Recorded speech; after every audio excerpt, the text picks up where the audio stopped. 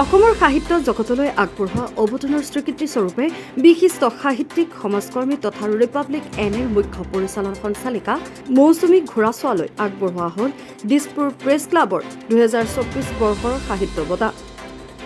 Dispur last গেটত থকা লোক নিৰ্মাণ বিভাগৰ প্ৰশিক্ষণ কেন্দ্ৰৰ প্ৰেক্ষাগৃহত আয়োজিত এক গাম্ভীৰ্যপূৰ্ণ অনুষ্ঠানত দ্য আছাম ট্ৰিবিউন কাকতৰ কাৰ্যবাহী সম্পাদক PJ বৰুৱাৰ পৰা দিছপুৰ প্ৰেছ ক্লাবে আগবঢ়োৱা সাহিত্য বঁটা গ্ৰহণ কৰে বিশিষ্ট সাহিত্যিকগৰাকীয়ে।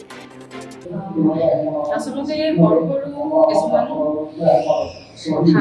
সৰু কথাবিলাকৰ মহাকাব্যিক ব্যক্তি এখন আকাশ থাকে।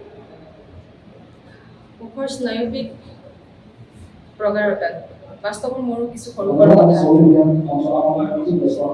মিল্কি ৱেৰ দৰে প্ৰচণ্ডভাৱে ঢৌ সৃষ্টি কৰি প্ৰৱেশ কৰে। মোৰ এই সৰু কথাবিলাকত পাঠক সুখী হৈছে বুলি জানিও আজি সুখী হৈছোঁ, আনন্দিত হৈছোঁ। নাজানো কিমানখিনি দিব পাৰিছোঁ, কিন্তু বঁটা আচলতে জাকে তাকে দিয়া নহয়। বঁটাটো যে দিছে তাৰ নিশ্চয় কাৰণ আছে, আৰু বঁটা দিওঁতাতকৈ লওঁতাৰ দায়িত্বটো বেছি।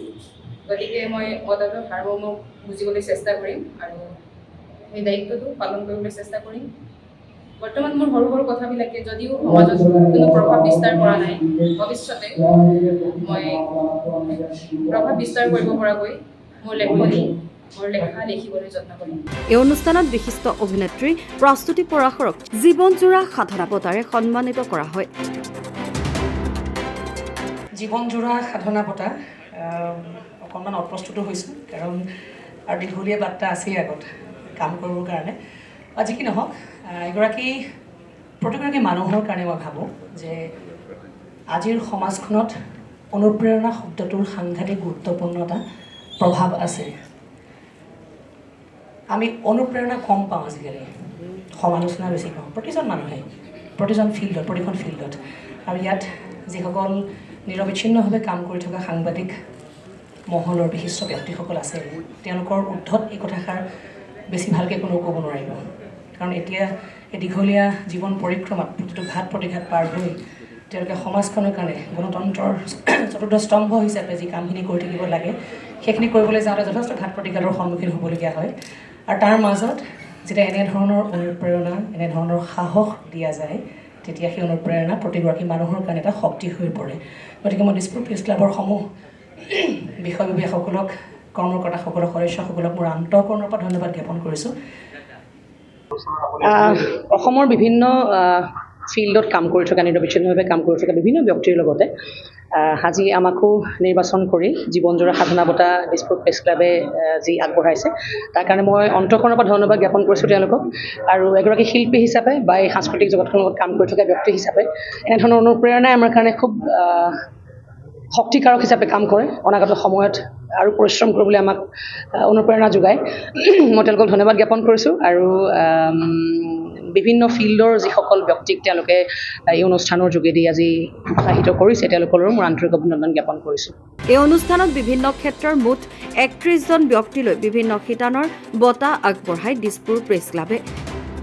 অসমৰ সংবাদ ক্ষেত্ৰলৈ আগবঢ়োৱা উল্লেখনীয় অৱদানৰ বাবে প্ৰতিদিন টাইমৰ জ্যেষ্ঠ সাংবাদিক কমল কৃষ্ণ ডেকাক দিছপুৰ প্ৰেছ ক্লাবৰ তৰফৰ পৰা আগবঢ়োৱা হয় চলিত বৰ্ষৰ সাংবাদিকতা বঁটা।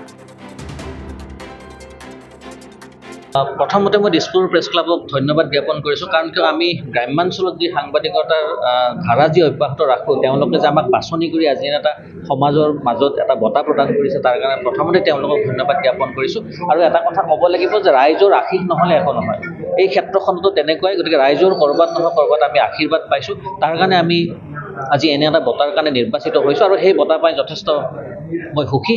আৰু লগতে মই সতীৰ্থ যি মোৰ সহযোগীসকল আছে বা সতীৰ্থ যিখিনি মোৰ আছে লগৰ, তেওঁলোকলৈকো মোৰ এই বঁটা মই তেওঁলোককো মই আচলতে উৎসৰ্গা কৰিব বিচাৰোঁ যে সকলোৱে পাওক, মই সেয়ে কামনা কৰিছোঁ আৰু যথেষ্ট সুখী আজি। এই অনুষ্ঠানত মুখ্য অতিথি হিচাপে উপস্থিত আছিল অসম বিধানসভাৰ উপাধ্যক্ষ ডাক্তৰ নুমল মমিন, আৰু বিশিষ্ট অতিথি হিচাপে উপস্থিত আছিল অসম নাট্য সন্মিলনৰ সভাপতি কুমাৰ দীপক দাস, বিশিষ্ট গৱেষক পণ্ডিত তথা সমাজসেৱক শংকৰ দাস, বিশিষ্ট সাংবাদিক প্ৰণয় বৰদলৈ, সঞ্জীৱ ফুকন আদি। খুব ভাল, মই ধন্যবাদ দিছোঁ দিছপুৰ প্ৰেছ ক্লাবক যে তেখেতসকলে এটা সুন্দৰ অনুষ্ঠান আয়োজন কৰিলে আৰু যি উদীয়মান ব্যক্তিসকলক ৰিচৰ্চফুল পাৰ্চন তেখেতসকলক এটা বঁটা প্ৰদান কৰিলে আৰু ইয়াৰ জৰিয়তে মই ভাবোঁ তেখেতসকলৰ মনোবল আৰু 10 গুণ বৃদ্ধি হ'ব আৰু আগন্তুক দিনত আৰু ভাল কাম কৰিবলৈ তেখেতসকলে মনোবল বৃদ্ধি হ'ব আৰু তাত এটা they will get encouragement after this award.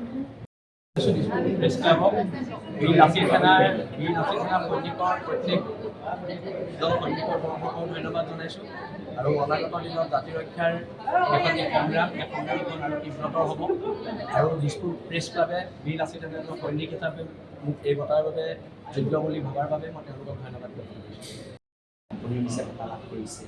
Dispur press ক্লাবৰ এই অনুষ্ঠানটো এটা পুৰণা অনুষ্ঠান কেইবছৰ ধৰি চলি আছে আৰু মণিৰে পৰা আমি এই অনুষ্ঠানটোত আহোঁ অংশগ্ৰহণ কৰোঁ ভাল লাগে আৰু তেওঁলোকে এই যে বঁটাবিলাক দিয়ে তেওঁলোকৰ চিলেকশ্যন ব্যৱস্থাটো খুব ভাল আজি যিসকল লোকে পাইছে বিশেষকৈ এৱাৰ্ডে পোৱাটো মই অত্যন্ত ভাল পাইছোঁ অনুপমক দিয়া হৈছে বঁটা এয়া সঁচাকৈ মানে প্ৰশংসনীয় আৰু এনেধৰণৰ বঁটা প্ৰদান অনুষ্ঠানে আচলতে যিসকল লোকে সমাজৰ ভিতৰত সোমাই কাম কৰে বা নিৰবিচ্ছিন্নভাৱে সমানে কাম কৰে তেওঁলোকক উৎসাহিত আৰু অনুপ্ৰাণিত কৰে।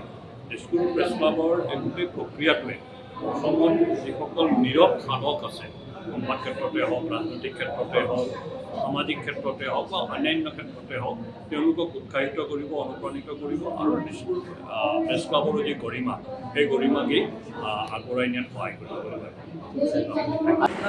দিছপুৰ প্ৰেছ ক্লাবে বিভিন্ন ক্ষেত্ৰত বিশেষ সাংবাদিকতাৰ অন্যান্য ক্ষেত্ৰত যিসকলে উপযুক্ত বৰঙণি আগবঢ়াইছে যিসকলে নিজকে সাধনা কৰি গৈ আছে তেওঁলোকক উৎসাহিত কৰিবৰ কাৰণে তেওঁলোকক অনুপ্ৰাণিত কৰিবৰ কাৰণে খুব সুন্দৰ পদক্ষেপ লৈছিল আৰু যি কেইগৰাকী ব্যক্তিক দিলে আচলতে মই ভাবোঁ যে প্ৰত্যেকেই এই বঁটাৰ কাৰণে যোগ্য মই তাৰ কাৰণে দিছপুৰ প্ৰেছ ক্লাবক আন্তৰিক ধন্যবাদ জ্ঞাপন কৰিছোঁ আৰু এনেকুৱা অনুষ্ঠানৰ প্ৰয়োজন আছে আৰু যিসকলে তেওঁলোকে কৰ্মক্ষেত্ৰত নীৰৱে কাম কৰি গৈ আছে তেওঁলোকে হয়তো সমগ্ৰ এই বঁটাৰ জৰিয়তে অধিক অনুপ্ৰাণিত হ'ব অধিক কাম কৰি যাবলৈ সমাজত অধিক আগবাঢ়ি যাব।